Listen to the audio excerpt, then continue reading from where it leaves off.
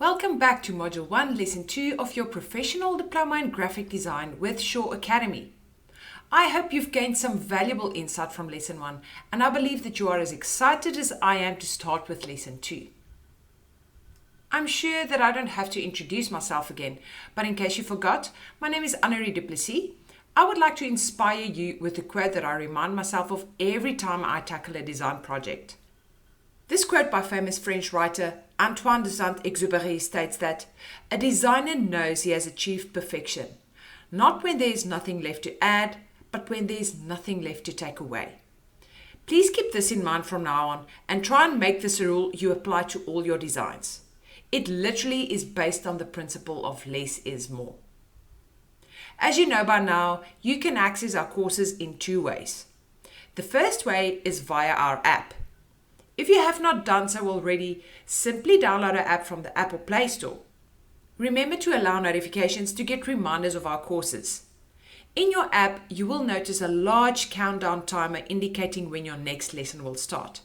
At the bottom, you can click on Courses to gain more information on your enrolled course. Life happens and we know that you can't always attend lessons. And that's why you can simply watch a recording at a time and place that's most convenient for you. The same applies to our website. Simply go to shawacademy.com and click on Login. From here, you can select your desired action from the menu bar. You have been introduced to Morpheus, who is our AI bot. As always, simply ask Morpheus a question, and if you would rather speak to your class, you can ask them as well. Please remember to rate Morpheus' response, as this will help him to serve you better and your fellow students as well. Your other resort is to simply send me an email at support@shawacademy.com, and I will get back to you as soon as possible. Let's start off with a fun quiz. Do you know which typeface is the most hated by graphic designers? Is it Coles MT, Comic Sans, Times New Roman, or Papyrus? You can simply type A, B, C, or D into Morpheus' text box. Stick around as I will reveal the answer later in this lesson. Today we will focus on the foundation of good design. We refer to this foundation as the elements as well as the principles of design and how to combine them into a visual unity. The elements of design are the building blocks of your design, and the principles are how we apply these building blocks. To put it into simpler terms, imagine that you are in charge of a large building project. As the project manager, you will need the necessary building material as well as a team of builders and architects to construct your client's dream home. The building material we refer to as the elements of design. The team of people you will be working with we can refer to as the principles when it comes to graphic design. What this means is that the elements are the physical ingredients or building blocks we use to construct our design. The principles refer to how we apply these elements in an effective manner. The end result of successfully applying these elements, our building material, and principles, our team, is a successful building project, which we refer to as effective visual hierarchy. Neither can exist without the other, so both are equally important. As you are familiar with the elements we discussed in Lesson 1, can you recall what they are? Remember, we had 7 elements we referred to. They are space, line, shape, size, texture, value, as well as color. Today we will also focus on how to successfully apply these elements. The principles of design consist out of focal point, contrast, balance, movement, pattern, unity, and the very important theory of Gestalt. Now, what happens if we do not successfully apply our elements and principles of design? You guessed it, we have a failed building project. At the end of the day, it doesn't matter how well you know any of the design programs. If you do not have a strong foundation, your designs will not be effective and won't convey the correct message, and that's exactly why this lesson is so important. In this lesson, we refer to the 7 elements of design, which you're familiar with by now. Note that these elements might differ from source, and you might get more or less depending on the source you consult. but at the end of the day, they all come down to the same foundation. You might want to make a note on these elements and principles as you will apply them to every single design you create from now on. We will discuss all our elements and principles in more detail, starting with our very first element, space. I want you to imagine how this slide would look like without the use of effective space. If you're struggling, don't worry, I'll make it easy for you. This is what we like to call visual clutter. Can you actually make out what the slide is about? You probably will, but it will take quite a lot of unnecessary time. The point I'm trying to make is that space is not something we should fear, but rather an element that should form part of your design. As implied, space is the area we use to design. It is resembled by the empty areas on your design, which we refer to as white or negative space. Note that we refer to it as white space since it resembles the white of a page. I, however, prefer the term negative space as it is not always white. The elements that actually fill your page, like images and text, are referred to as positive space. The closer elements like images and text are to each other on a design, the more difficult it is for your viewer to make sense of. Space also helps to guide your viewer and will make a piece more legible and comfortable to read. Space is thus essential for legibility as well as aesthetics. It thus allows your design to breathe and provides your viewer with a visual rest. We can refer to line as the primal element, since all other elements consist out of some form of line, except for space, of course. A line can be straight, curved, or broken up, thick or thin, vertical, horizontal, or diagonal. As mentioned, lines are the basic forms of all design, but combining them creates a sophisticated design and the illusion of an image. We can even go as far and say that line can also be implied, meaning that we do not necessarily need a physical line to be present.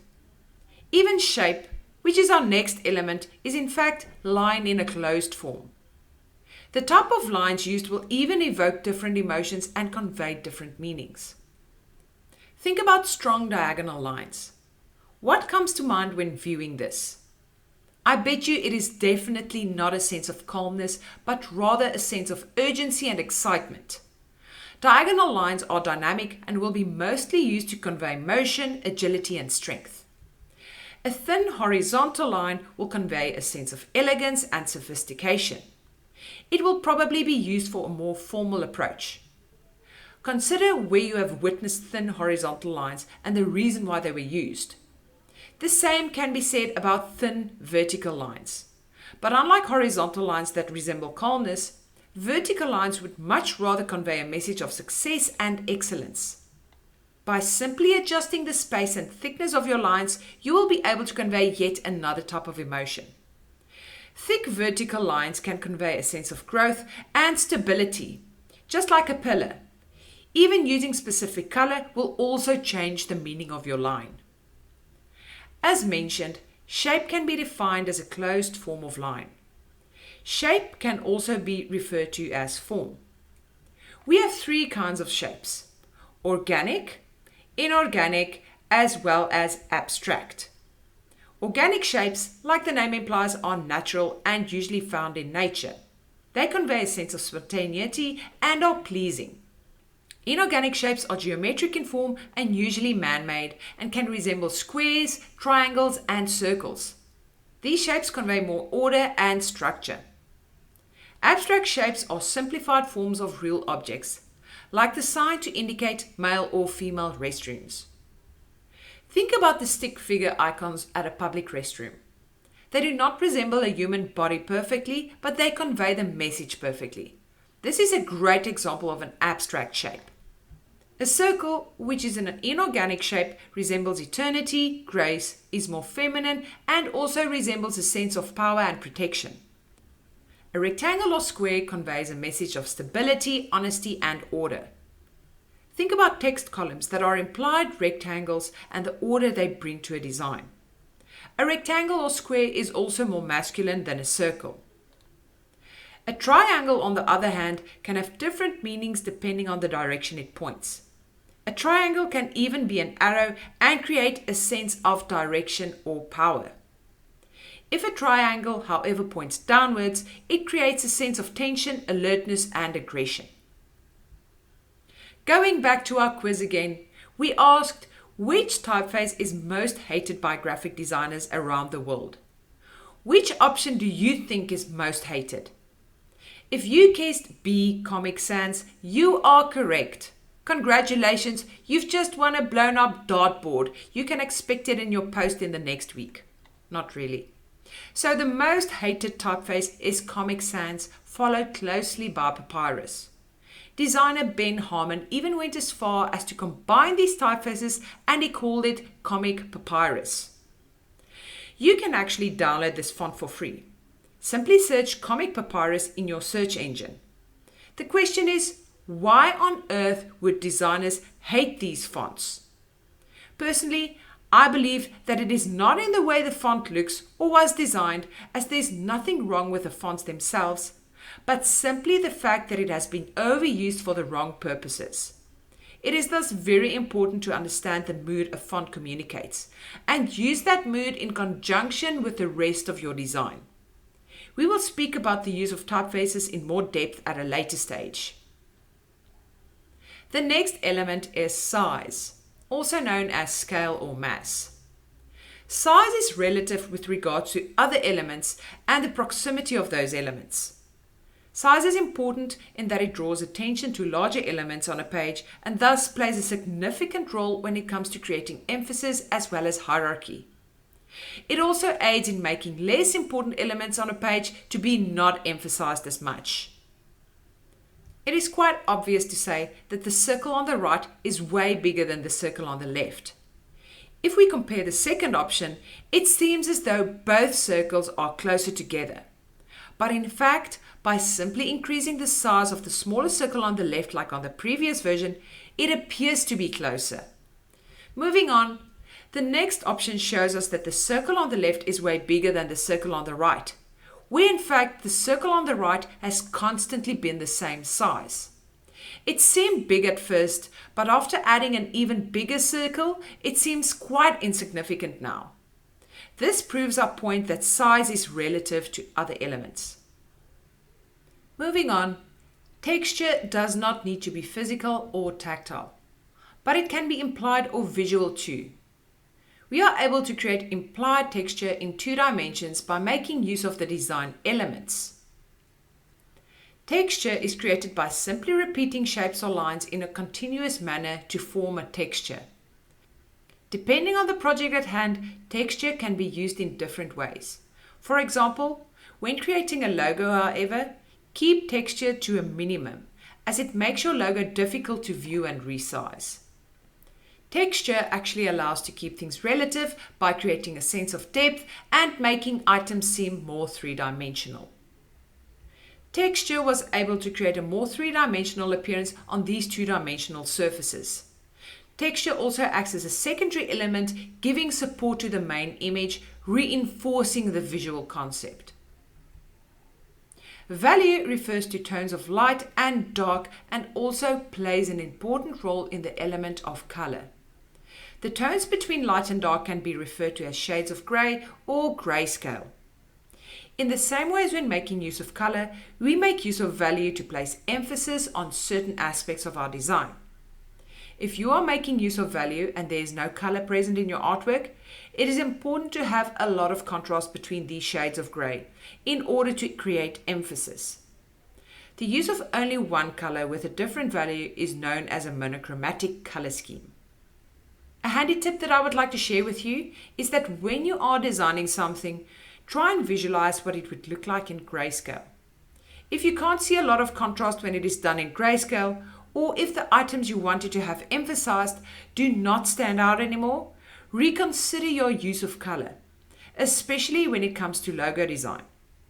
This logo seems very sophisticated, modern, and classy, but when converted to grayscale, you can immediately see there's almost no value difference between the navy background and the bronze logo.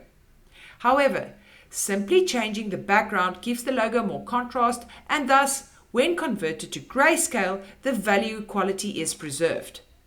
We are drawn to high contrast and would much rather prefer a design with a lot of contrast, and thus, understanding value is very important. Is everybody still with me? Let's do a quiz to see how well you understand the elements of design so far. Which element can also be referred to as form? Is it value, shape, space, or size? You can simply type A, B, C, or D into Morpheus's text box. You're also welcome to look at your notes if you made any. The correct answer is shape. Remember when we said that shape is a closed form of line? Moving on, we will look at our last element before we discuss the principles of design. Color is one of the design elements that is so vast we will actually spend quite some time on it. It is probably one of the most powerful elements a designer can make use of to convey a message. Thus, understanding it is crucial. It not only involves the visual aspect, but also a psychological aspect. When it comes to color, the actual tone and value can also change the mood, and color can also mean different things in different cultures. It is a topic that needs to be researched intensely before just combining a variety of colors, especially when it comes to designing something for a culture you are not too familiar with. Good design should work in the absence of color and should enhance the features of the design. It should not simply be used as the design itself.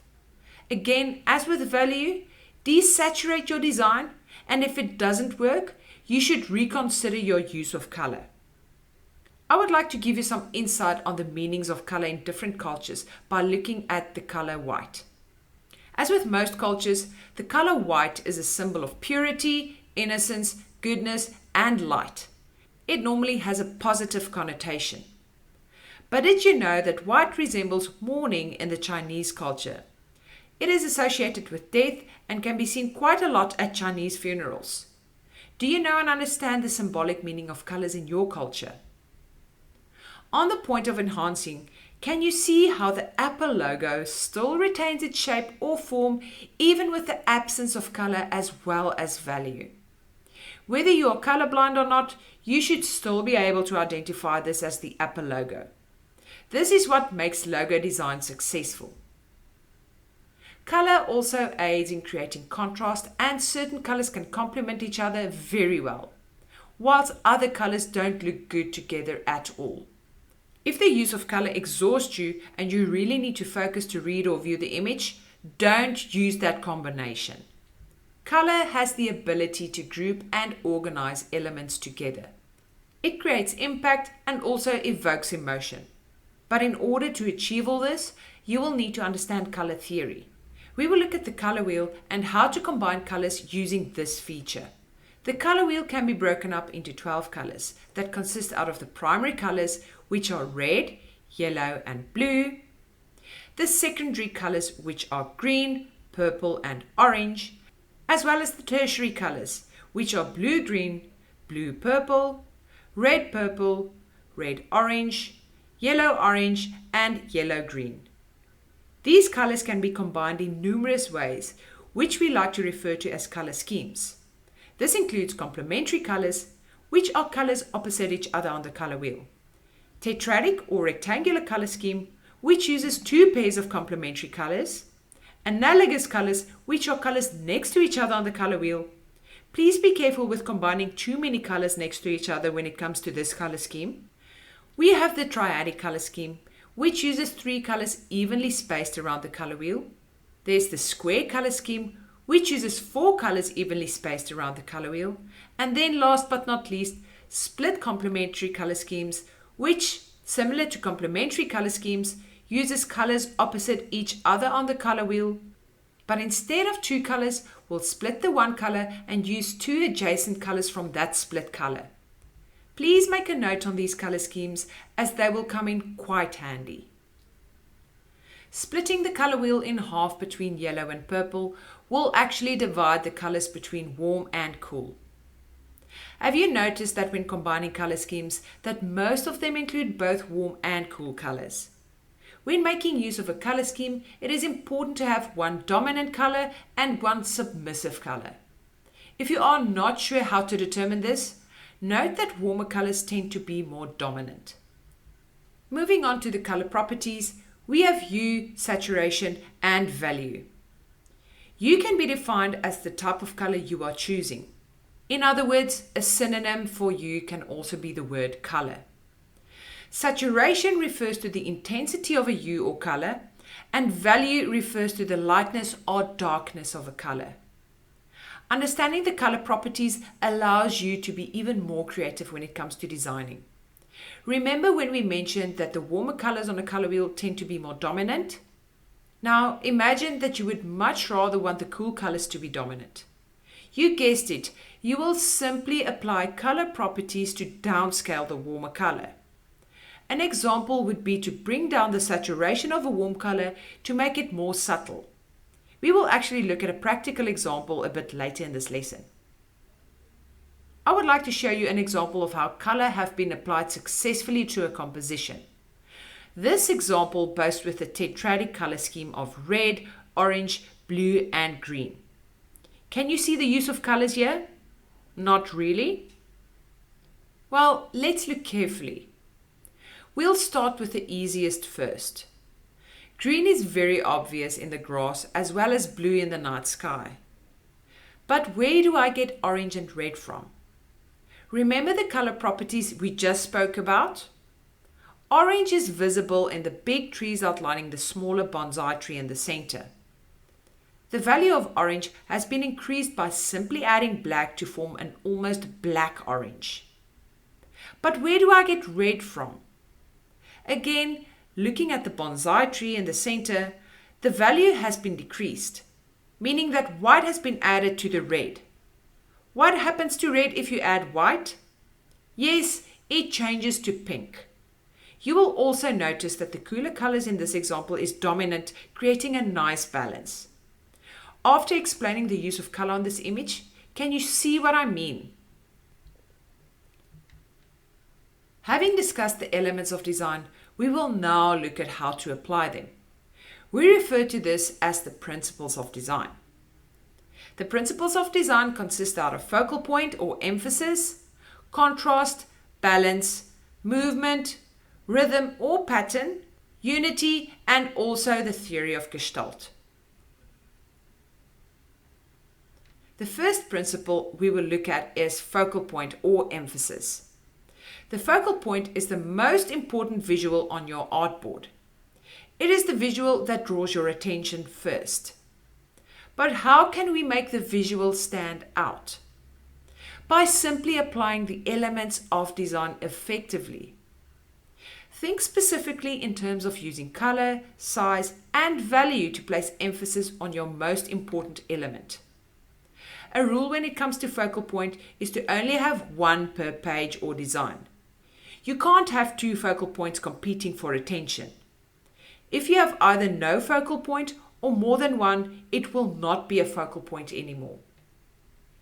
Which part of this poster do you consider as the focal point? And why do you say this? You most probably saw the pizza first. The reason being that the texture is quite different from the rest of the advert. Also, the use of color as well as its size in relation to other elements makes this pizza stand out as well. The pizza is the only element that deviates from the color scheme and style. Do you also realize that there is only one focal point? We do have a secondary focal point, which in my opinion is the pizza shop sign, but it does not compete with the actual pizza. Contrast can be applied in almost any way. Simply using the elements of design in opposing ways will add contrast. Texture versus smooth, small versus large, dark versus light, positive space versus negative space. Even combining different patterns or textures can also create contrast. The options are literally endless. Contrast allows us to emphasize key elements, and without it, your design will look uninteresting. We can even go as far and say that if there is no contrast, chances are that you do not have a focal point either. Look at how effectively contrast has been applied to this artwork. By simply making use of color and shapes, the designer was able to create an effective design. The use of color also helps to convey a message and emotion. It might even seem as though the highlighted parts of this face is being lit by a candlelight, considering the use of color and contrast. Balance can be achieved in two ways: symmetrical balance as well as asymmetrical balance, as long as each side carries equal weight. As the name implies, symmetrical balance is when the two opposing sides are reflections of one another. Asymmetrical balance, on the other hand, is when the two opposing sides are unequal but still form a balance. This is usually visually more pleasing. What type of balance is applied in this example?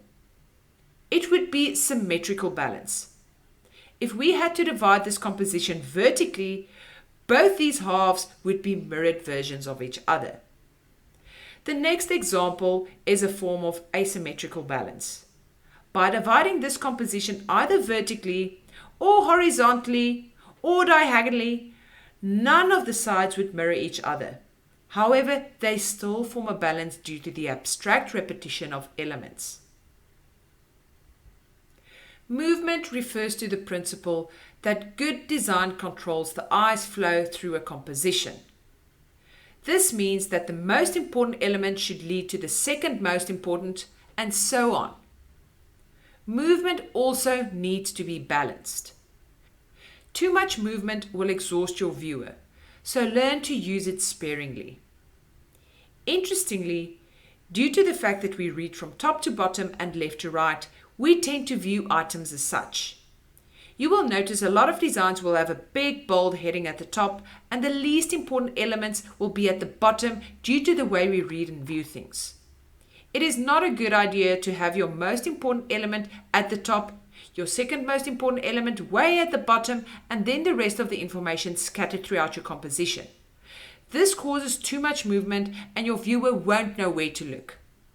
This image is a great example of how movement have been applied by not only making use of the composition, but also by making use of elements like arrows. Pattern is also known as rhythm. A continuous pattern can also create movement.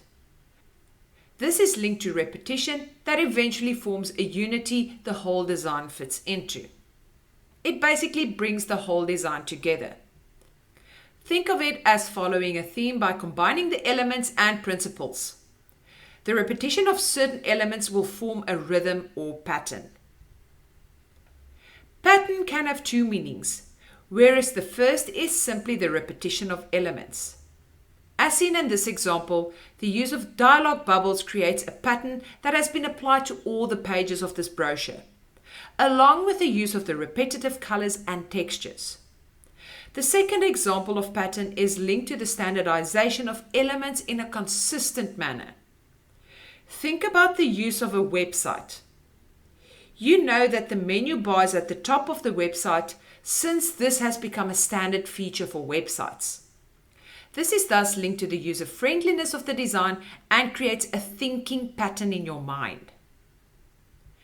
Unity, also known as harmony, refers to all elements and principles on the composition working together and communicating with one voice. It relates to the consistency of the design and making sure all the elements relate with one another. Unity helps to create order, and hence this is why the theory of Gestalt links well with unity. At the end of the day, if all your elements and principles do not form a unity, you will need to reconsider your design approach. Unity can also be applied to various designs or compositions within a project. I like to refer to unity as the theme of a project. Think about a corporate identity and the same elements that are applied to the letterhead, email signature, as well as business card. What do you think about this example of unity? Does it work for you? Absolutely nothing in this example is unified. Firstly, you have a diagonal gradient, with a repetition of black dots, then some striped gradient lights. This is an excellent example of how not to use the design elements in conjunction with one another. Every single element on this design screams for attention, and there is no theme or unity that flows. Our brains will form a pattern in what might seem as visual chaos. And this is where the 4 laws of Gestalt guide us, specifically in graphic design. The 4 laws consist of proximity, similarity, continuity, and closure. The Gestalt principle is based on the theory that the brain automatically arranges and simplifies objects to make things easier to understand. Proximity is our first law, and it relates to the distance between elements or objects. The closer objects are to one another in relation to each other, the more they seem to be related or unified. Having this group of circles, we can all agree that it seems as though they belong together. But if we move 3 of the circles to the right, it seems as though we have 2 groups of circles. We still have the same circles, but due to the distance between them, they seem to no longer belong together. Where then is proximity applied? Well, let's try again. I want you to closely examine these symbols. Can you recognize any of them? I'm sure you can identify some of the shapes. You've probably identified a bee. We have a beetroot in the form of a heart, a fish, a dove, and so on. But my question is actually, where have you seen these specific icons before? Do you still don't know? If you did, good on you.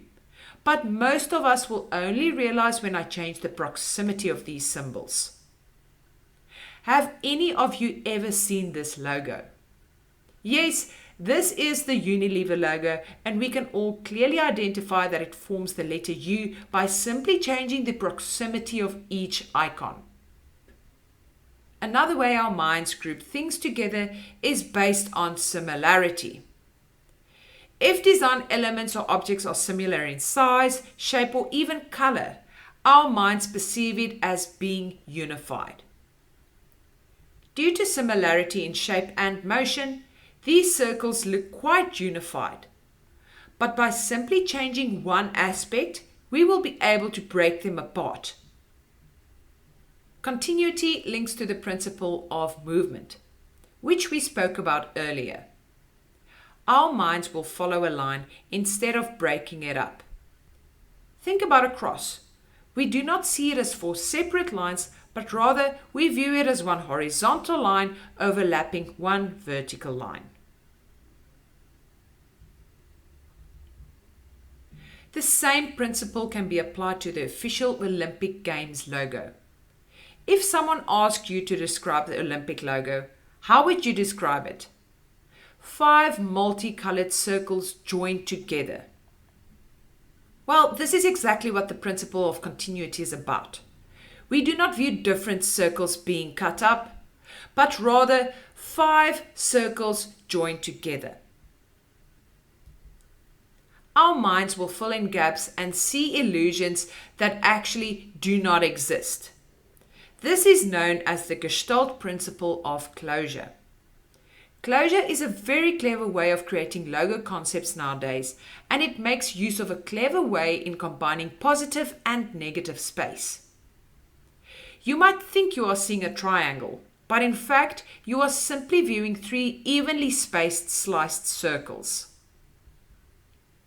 Another great example of the Gestalt principle, closure at play, is the FedEx logo. Can you identify how closure plays a role here? I want you to look carefully at the letters and think specifically with regards to negative space. Can you see it? Let me know by typing what you see in Morpheus's text box. Examining the logo, you will see that there is an arrow between the letter E and X.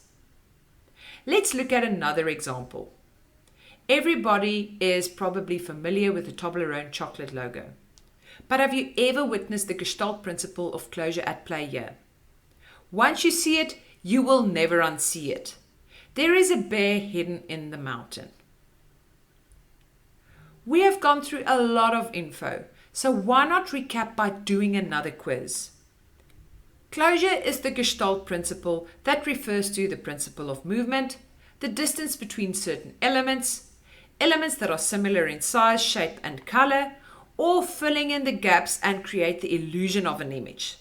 You know the drill by now, simply type A, B, C, or D. The correct answer is D, and it was the last principle we just discussed. Remember the FedEx logo example? This is what we refer to. All of these elements and principles we have mentioned is objective, and there might be more or less depending on who you speak with. At the end, the design elements and principles will always be based on the same building blocks, and we will always have the same end result, no matter what you call them. Having said this, effective visual hierarchy is the end result of using your elements and principles of design effectively. Visual hierarchy relates to the order of elements on your composition. It has to do with what you see first, second, third, and so on. As mentioned, you will need to identify the most important element on your composition, and by combining the elements and principles of design, you can be sure that this element is the focal point. This is all that visual hierarchy is about. Visual hierarchy normally applies to mostly text elements, but other visuals can also be influenced. Let's look at how visual hierarchy has been applied. Again, considering that we read from left to right and top to bottom, the first word element we see is replace. Not only is that at the top, but it is also way bigger than all the other type elements. The next element that catches your eye is probably the light bulb, and then the wording underneath replace. Lastly, you will notice the smaller wording at the bottom of the page where your eye exits the page. The aim of your elements and principles at the end is to make sure that the most important element, in other words your focal point, is seen first, and this is exactly what visual hierarchy is about. If you're not sure what the most important elements are, it is normally the heading and also perhaps a related image that might be second in line. Before we finish off, I want to briefly introduce the design cycle to you. We will look into more detail about this process in lesson 3, so try and memorize them. And then we will also get to work in Illustrator in the next lesson. The design cycle or pipeline basically entails a list of steps to get a design from concept to present phase. These steps include briefing, research and brainstorming, thumbnails, production, as well as present. Briefing entails the process of meeting up with your client and obtaining all the necessary info needed to complete the design project. You can make use of a client brief, which is similar to interview questions to determine your client's wants and needs. The research and brainstorming phase is where you will need to get as much information about the company, its competitors, as well as all the relevant design information that will guide you in the creation of your artwork. Thumbnailing entails the process of using reference images and coming up with your very own unique concept. This is where the design process starts, but there are the rough drawings before you move on to your computer. Step 4 is the production phase, on where you actually create the artwork on your computer, making use of the programs you will learn in this course. And the last step, present, is when you provide the client with your finalized design and they either approve or ask for changes.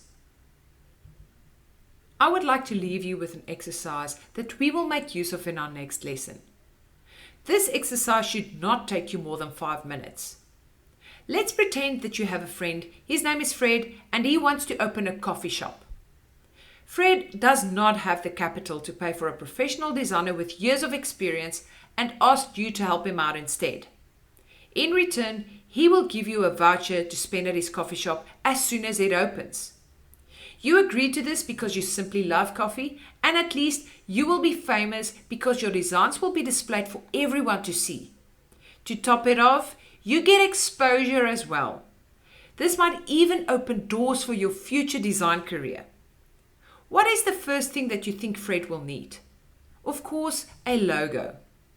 Fred has not come up with a name yet for his coffee shop and simply would like you to provide him with logo ideas first. You can actually think of a couple of ideas and simply want to start creating. I would like you to write down words, draw concepts, and identify colors that come to mind when you think about a logo for Fred's coffee shop.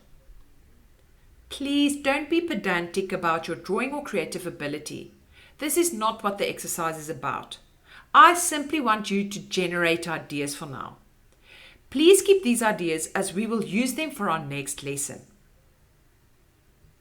As promised in lesson 1, I will give you something extra since you got this far. If you would like to explore the Adobe programs, you are able to download a 7-day free trial by simply visiting their website. We will be focusing on a new program every week, so this gives you enough time to work on all 3 programs: Illustrator, Photoshop, and InDesign. Be sure to time your downloads accordingly, otherwise the trial will expire too soon, since it is possible to download one app or program at a time. In lesson 3 and 4, which is next week, we will be working in Adobe Illustrator. Lesson 5 and 6 will be time spent in Adobe Photoshop, and lesson 7 and 8 will be focused on Adobe InDesign. But since Shaw Academy has a partnership with Adobe, you will be able to extend your free Photoshop trial for 30 days.